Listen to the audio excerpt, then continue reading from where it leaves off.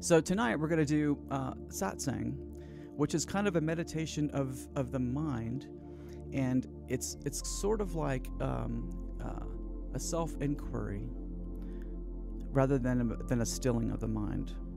Because, and I heard, I was listening to Ken Wheeler today, who's absolutely brilliant. I hope you guys check him out, Theory Apophysis. But he had a great term for gnosis.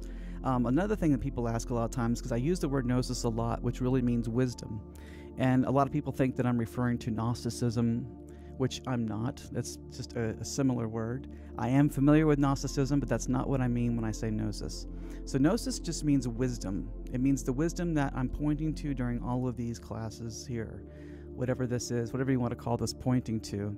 But wisdom is seeing the non-thing of the thing that I'm pointing to. That's wisdom. And the way Ken Wheeler describes it, which I saw today, which I really loved, is he defined it as self-proximity. That wisdom, aka gnosis, is self-proximity. Where is the self? Who is the self? Who are you? Where are you? Right? So when you can get to that, where that is, when you can identify where that place is, that's enlightenment. That's it. It's not any harder than that. And it doesn't require belief systems. It doesn't require magical dust. It doesn't require special prayers. It doesn't require mantras. It just requires paying attention with your focus. And then being inquisitive about things that you presume to be the truth that aren't the truth. Satsang is knowing. It's not believing. This is not a belief system. This is a knowing system. So, again, like we've gone through this several times already in different episodes, but I'm going to go through it again really fast. So the point of everything that I've been pointing to over these episodes was been pointing to the no thing of the here and now. And what we are trying to do is realize that we are not the body. We are not identified. The identification that we call ourselves is not what we think it is. It's actually something much, much deeper. It's much, much deeper than the body and the mind and everything else. And when we can shift our identity from the person who presumes that they're the body, we can make that shift to kind of take a step back from the body and become the witness, the one who's always witnessing, that's enlightenment. That's it.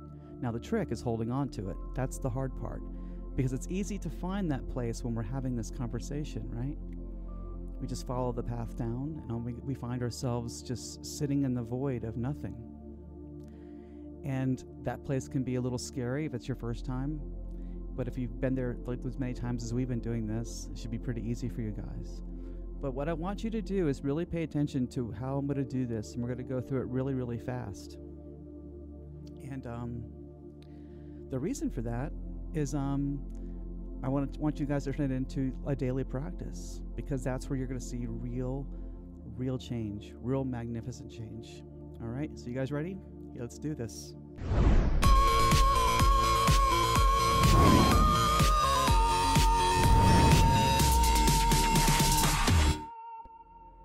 I got it right this time without messing up, I think. It deserves some sort of applause or something. Awesome.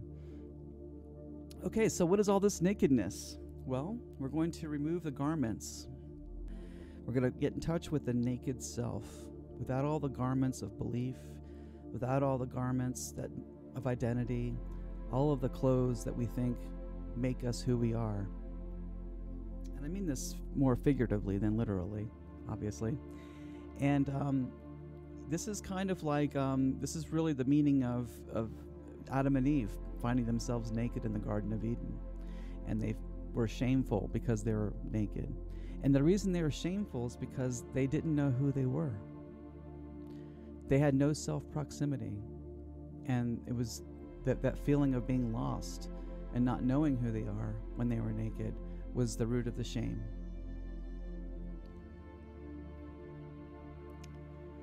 You guys with me? So the thing about wisdom is that wisdom never leaves us, ever. It's always with us. but we forget. We forget, right? And what we want to do is try not to forget. Now, forgetting is inevitable. It's just part of life. When we enter into the dream of life, we have to forget who we are in order to partake in the dream.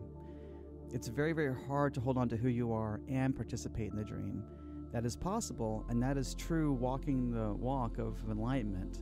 That's really walking the meditative walk and holding on to it. But that's a very hard thing to get to in the beginning. But again, if you can make this a daily practice, it'll set your whole day off. You won't believe how amazing it'll set off your whole day. So let's go through it. First, we're going to talk about who am I? And then we're going to get into where am I? And then when we realize that all of those things that we think are who we are and where we are just phantom labels, it sets us right dead center in the middle of the toroid, the dipole of the toroid, where the dream is being created, right? And that's where the truest sense of your identity is, in that space. It's the you that's naked, the you without the labels, right? So the very first thing that I do when I wake up in the morning is I'm tackled by a 140-pound Akita.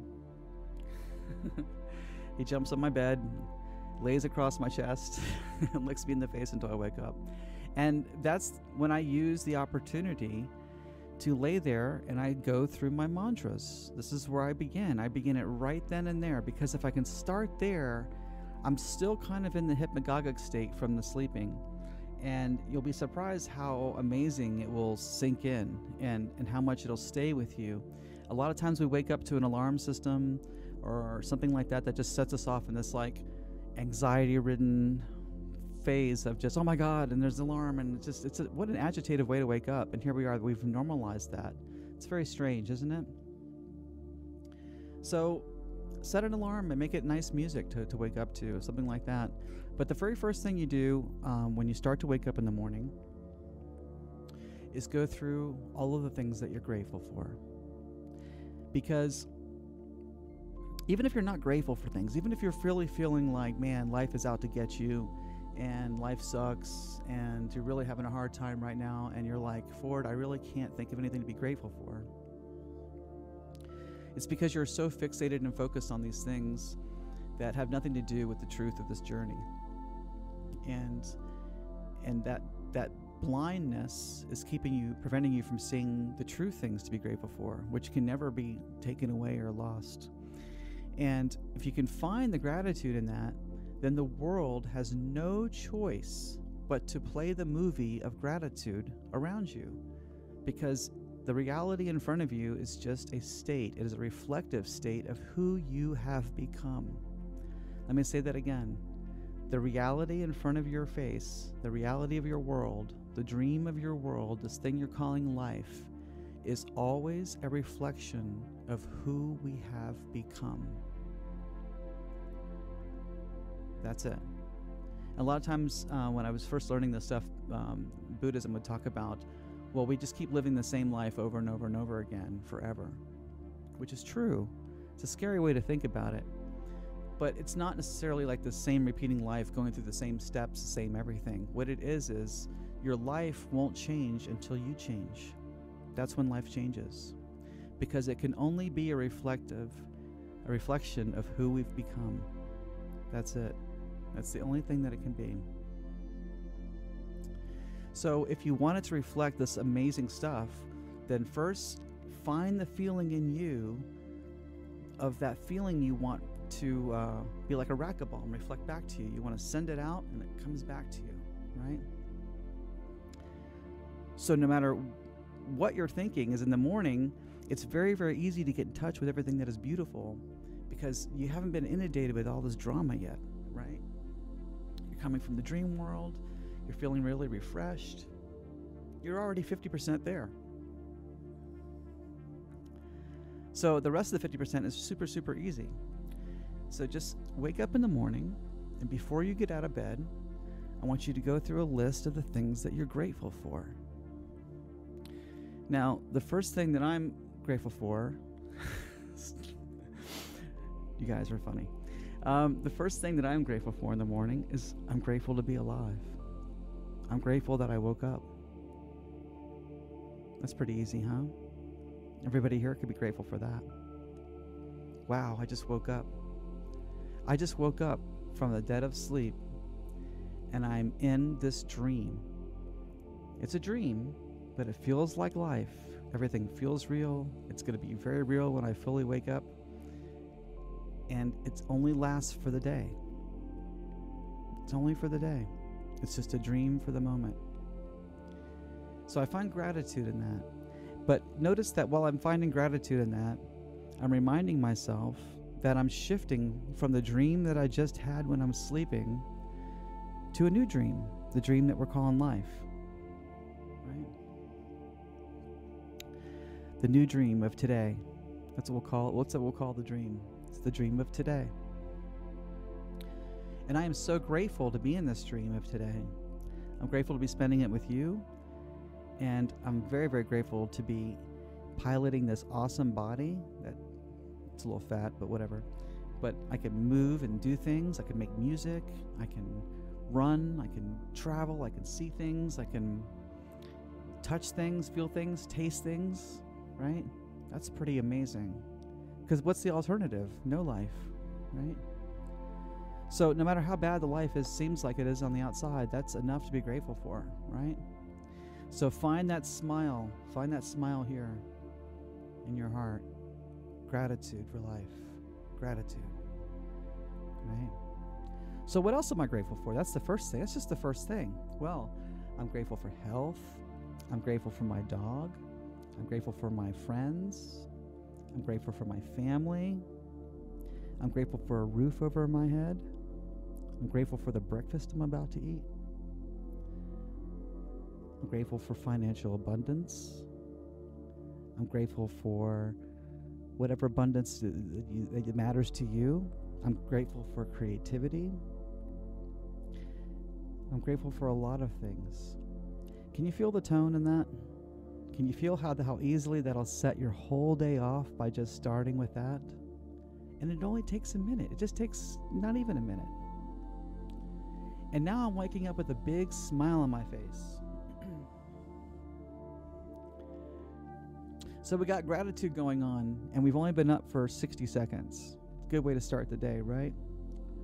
And I've already established in that 60 seconds that I'm moving in from one dream, the dream of the sleep that I was just in, and I'm moving into a new dream. And how grateful am I to be in this dream of waking up into today, the dream of today. How glorious is that? Atlas is kind of paying attention. He's like, are you grateful for me? Yes, I'm very grateful for you. You know what it is? He knows the speech. This is the speech I say every single morning. He knows the speech. It's so funny. And yes, I say it out loud. I vocalize it into the world. With the word, God created the heavens and the earth, right? With the word, the spoken word. With the word. It has magical properties.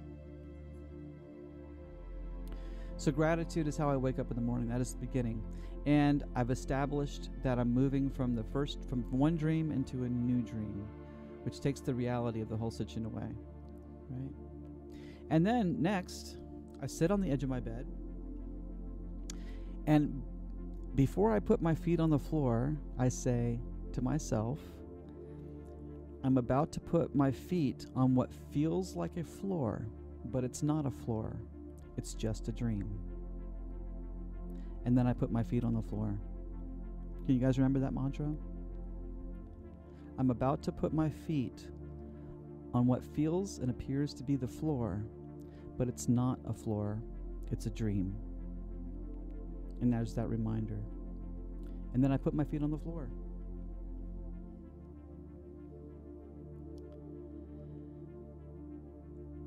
And now I take a moment to say, who am I? Well, who am I?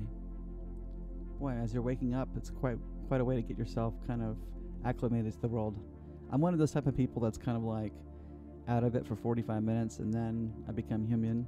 I don't wake up quite that fast. But I use these mantras in the morning to really get acclimated to the truth. So I start with, who am I? Well, I'm not the body. I'm the dreamer. And I've just moved from some other dreams, and Now I'm dreaming this dream, the dream of today.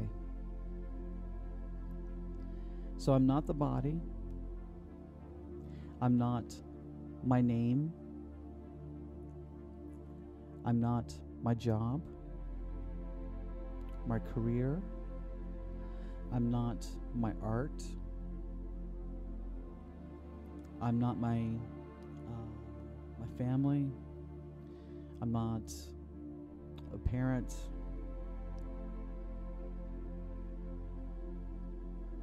I'm not any of the things that the world is going to identify with me and refer to me as during the day. I'm none of those things. I'm the witness. I am the dreamer who's moved from one dream into a new dream. I am the dreamer piloting a body. I'm the dreamer who pilots this body throughout the dream of today. And as we've said before, we can take the who am I all the way down, but you don't have to do that every morning because it's kind of self-evident at this point because you've already had the pointing to. But if you're new to it, it doesn't hurt to keep going down that rabbit hole of I'm not the body. I'm not the organs of the body. I'm not the brain. I'm not the heart. Right? I'm not the cells. I'm not the molecules making up the cells. I'm not the DNA. I'm not the atoms making up the DNA. I'm not the subatomic particles making up the atoms. All of that stuff is trapped in materialism, is it not? It's all part of materialism. It's all part of the psychophysical world. And we say psychophysical world, not physical world, because you're experiencing the physical world through the mind. Always. Always. And it's when we presume that there's a physical world out there, we've already missed the mark. We're already in sin, which is what the word sin means. It means to miss the mark. That's the word sin means. So let's try to wake up in the morning and not be in sin. Let's try to hit the target when we wake up in the morning, which is I'm none of these things that I automatically presume that I am. I'm not the body. I'm no particular part of the body. I'm this ineffable thing, this space beneath all of that. Even if I tried to identify as one of the atoms of my body, the body sheds about 500 million cells every single day and grows new cells. So who are you? You're none of those things. All those things fall away from the body every day and new ones grow. I'm not the atoms because all atoms are empty space, right? Atoms are 99.999% empty space. There's nothing there. So when we strip away all of the garments, all of the clothes of labels that we think that we are, we very quickly see that there's nothing there. There never was anything there. Because, answer it for me, it's a dream. Because I'm dreaming. I'm never not dreaming. I'm just shifting from one dream to the next, but I'm never not dreaming. And you have to remind yourself this throughout the day, but it's most important to begin that with yourself in the morning.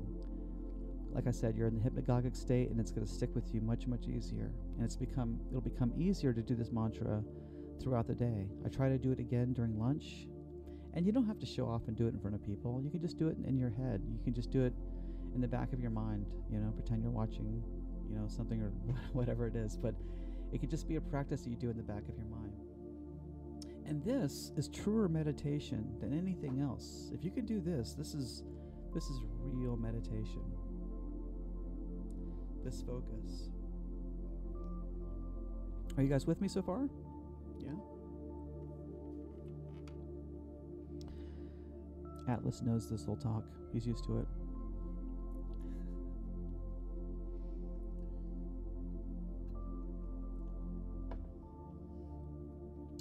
So, if I'm not the body, and I've established that I'm the dreamer, let's also establish that there's no reality either, right? Which we've established before. All right, so I'm not the body. I am the dreamer who slipped into another dream. And the reason it's a dream is because there's nothing true about reality. There's nothing true at all. It's just like the body. The more that we peel the onions, peel back the onion peels, right? And I say this metaphor a lot, so I want you to really hold on to this idea. But when we slice an onion, for those of you who don't do your own cooking, when you slice an onion, you're peeling off the skins, right? You're peeling off the skins. The thing about the onion is it skins all the way down. You keep peeling the skins and you get to the bottom, there's no core, there's nothing there, which is what we're doing with ourself. We're stripping off all of the skins. We're stripping off all of the garments, all of the clothes, and getting in touch with our naked self, the naked truth of who we are, the dreamer. The dreamer. It's naked beneath the body. It has no body. I have no body. You have no body. We look through a body. Are you guys feeling what I'm pointing to? Are you guys feeling that sense of stepping back behind all of the things that you presume who you are? And rightly so, we're going to step back behind reality too. We're going to recognize that all of reality is just as ineffable. That everything we know, that we think, that we assume and presume about reality comes from stories that were told by science and told by theologians of what reality is. But you'll remember that as we've challenged all of those arguments about what reality is, every single one of them, and I don't care who it comes from, how smart they are, or how many Nobel Prizes they have, nobody can prove to you what reality is. It can't be done because it's not there. When we get down to the core of it, there's nothing there. And the reason there's nothing there is because it's a dream. It's just a dream. In order for science to even become close to be able to prove anything true about reality in front of us, and this goes the same for theology too, is it has to create and invent a history. Now, if I'm dreaming, where is history? Where does it exist? If I'm just in a dream, where is all history located? In the imagination. I can't tangibly go to history, correct? I can only imagine history, just as I imagine a future. And here's something interesting. Did you know that where you imagine the future and where you imagine history takes place in the same section of the body? How are we supposed to know what's future and what's past? How are we supposed to know what's imagined and what is real? We can't. We can't. So at the essence of everything that we think is real, there's nothing there. There's only empty space. We break things apart all the way by staying in the present moment, and we know that this is not solid. It's just a bunch of empty space pretending to be something that's solid, that my brain is interpreting as something that's solid. But there's nothing there. And the floor that I'm walking on every morning is not a floor. It's something that only appears as a floor and feels like a floor, but it's not a floor. I might as well be walking on water. It's the same thing. Can you guys feel how profound that is? Because you are walking on water. Every single day that your feet hit the floor from the bedroom, in the bed, you're walking on water. You're walking on the waters of belief.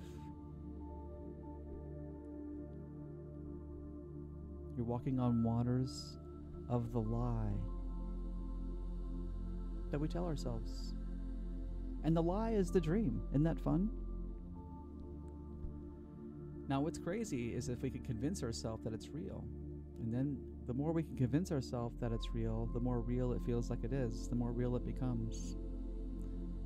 And conversely so, if we can convince ourselves that it's a dream, that none of it is real, then the more illusory it'll become, the more flexible life will become. It'll start reacting like a dream the more you treat it like a dream. And in dreams, anything can happen. Anything. Anything. And it's always going to try to strive to present the dream as who we have become, because it's a mirror.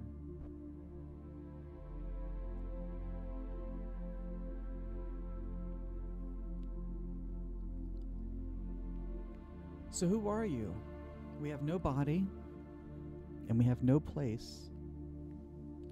We have a dream, and we've woken up in the morning from a dream, and we've established our intention. And that intention is to be grateful. That intention is to hold love in our heart.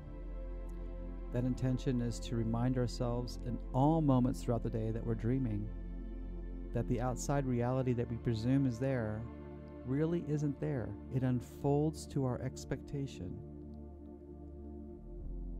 Whatever you expect the day to be, that's what the day will become. So why not set up your expectations for something amazing? So you guys with me on that? Are you guys feeling that as a sort of a mantra meditation? Now look at, I've been in this thing here today for 35 minutes, but really everything that I've talked about, you could say in under 2 minutes, maybe 3 at the most. It's 3 minutes of dedication to your life that if you can just force yourself to do that every single day, you will not believe the changes that you'll experience in your life. It'll be the most unbelievable thing ever. I promise you. I promise you. And I don't even want you to believe it. I want you to go in there and I want you to do this exercise doubting me. Doubt me. It's fine. Because all you have to do is pretend that it's true. Pretend that it's true, and it will start acting like that. And then what do? Holy cow, right? When the world starts appearing as a dream, very, very interesting, a little unsettling, and very, very, very empowering. So, and the dream, that as it starts out, we have to remember that in order to change the dream, we can only change it within ourselves. And we do that through our by our focus. We use our focus to focus on what we're feeling. And if we're not feeling good, then we don't focus on not feeling good. We shift our focus to something that feels great. You know, if you wake up in the morning and you're really sad, you're not feeling good, you know, go get pancakes. Go do something that feels like a kid, that makes you feel happy. Go do something that's fun and that puts the smile on your face, because that sets the tone for the whole day. And it's amazing. It's an amazing experience when you can do that. These things I'm telling you right now are life-changing things that are the simplest thing in the world that you can do that will change your life in ways that you can't even imagine. And you're going to notice the very first day. You're going to notice the lightness in your heart. You're going to carry it all day in the dream. And you're going to notice it more and more when you do it daily, when you turn it as a daily mantra. You do this as a daily practice. Each day, the world will become just a little bit less real. And you'll find it easier to disregard the things that annoy us. I just answered a question a few minutes ago on Phi Tribe, and a woman named Barbara was asking me,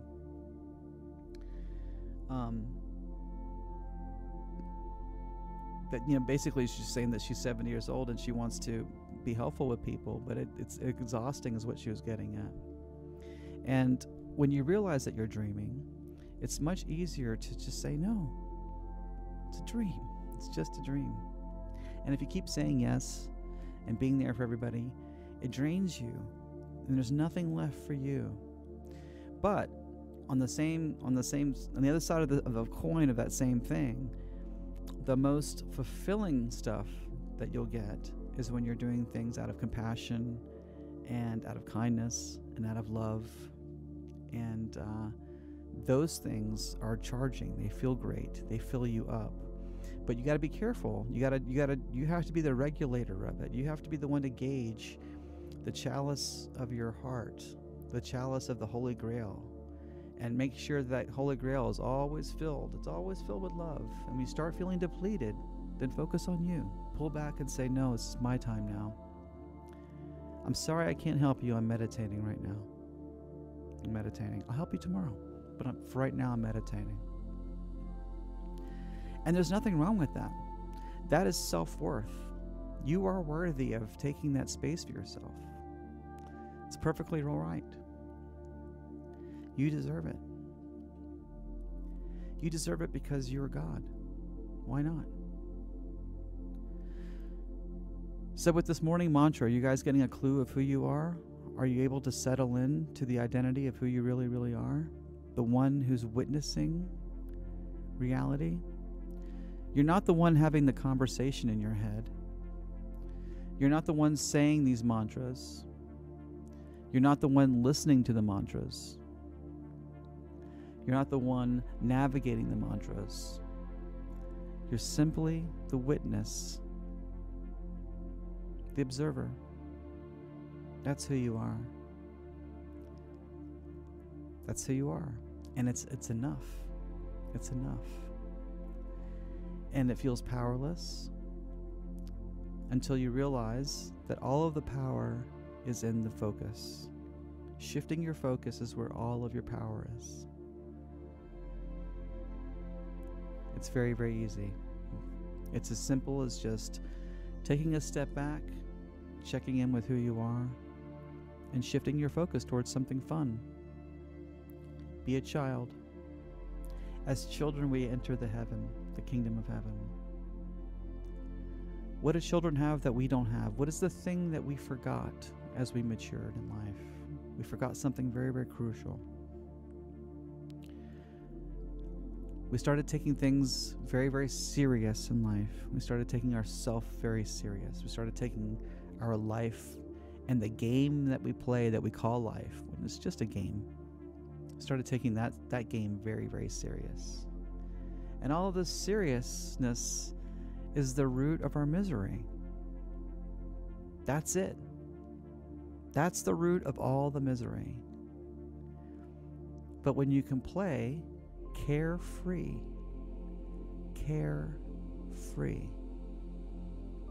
and just play, it's a game. It's the most fun thing you'll ever do. It makes life fun. It makes life a game. Play like a child and be grateful for all these games you get to play. And if you don't like the current game, then focus on a different game. And you're going to find that the game that you don't like is just going to fade away all by itself. It'll just fall away. Whatever the problem is that's annoying you will solve itself miraculously. Well, you guys are just going off here in the chat. I love it. It's fantastic. Yes, Cosmo Girl, we have the power. Yes, Michelle, mind over matter. Yes, you fill your cup up. You fill up your cup until it floweth over. And when it flows over, you just give all that away as much as you can because it feels amazing. It feels amazing. Imagination, innocence, yes, these are all the things, these are all the qualities of children, right? You know, the only thing different from us and children is that we're playing a game too. We're playing the game of domesticated adult life. That's the game we're playing. It's just a more sophisticated game of house. When we play house and we're kids, you know.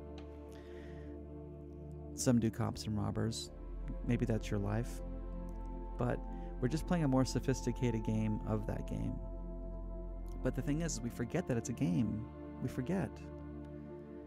There's nothing that you can say to prove to me that the game that we play as adults has any more value or importance than the games of a child. They're not more important. They're exactly the same thing. They're just games. And you can go, oh, but my life is important. I'm doing this and that, and you're dreaming. It's just a dream. Are you having fun? Are you having fun? Because that's the point. Have fun. The world is a playground. That's why I address you guys all as my playmates. We're in this infinite playground. We could do whatever we want. But we forget. We forget that it's a playground. And we forget because we take it all too serious. We all have to adult. Step up to the adulting when you have to, right? We don't like to adult because it requires what? Focus. I don't want to focus. Focus is hard. It is. But that's your job. And when you can get good at it, it becomes effortless. Very, very easy. Maybe some of you out there are feeling like, I'm just on Groundhog's Day. Everything's just the same day over and over and over again. And it's because you're not being creative with your imagination.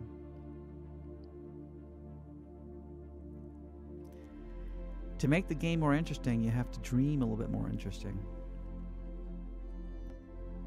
The one who's aware, as Michelle's pointed out, the one who's aware, the one who's not the voice, the one who's not listening, the one who's just ever present as the witness, is eternally immersed into the present moment,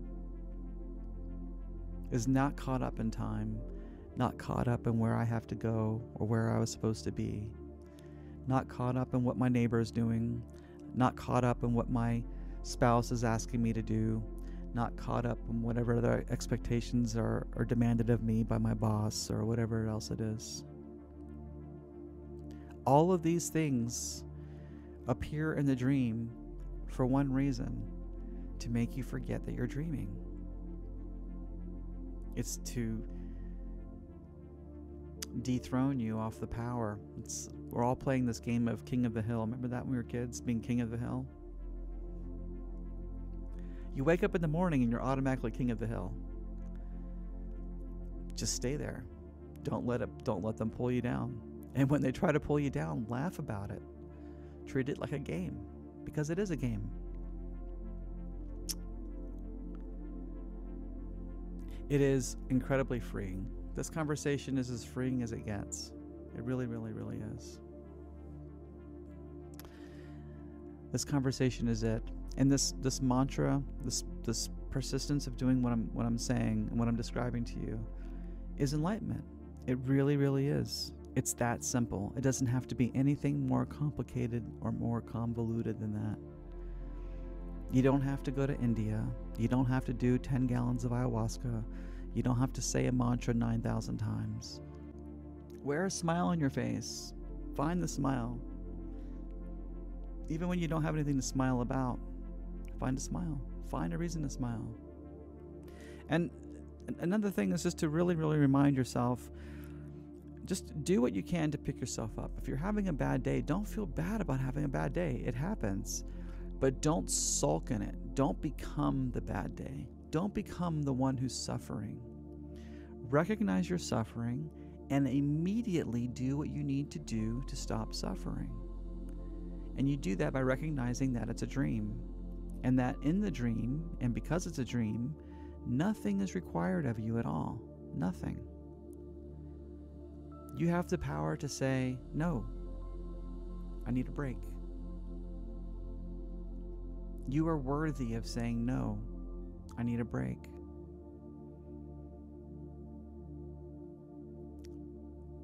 But conversely, when things are going good, put your heart into it. Use that gratitude. It's not enough to just say that you have gratitude. Dive in, because you're grateful to be here. Dive in. Really become the dream. Really become part of it. Yes, Susha, have a playful intention. Play. Just play. Play and laugh. And you won't believe the difference it'll make.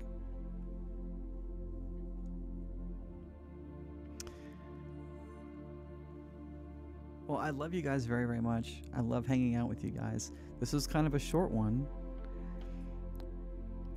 but I wanted you guys to take this feeling with you. I want you to remember this tomorrow morning when you wake up. I want you to make this a part of your morning routine.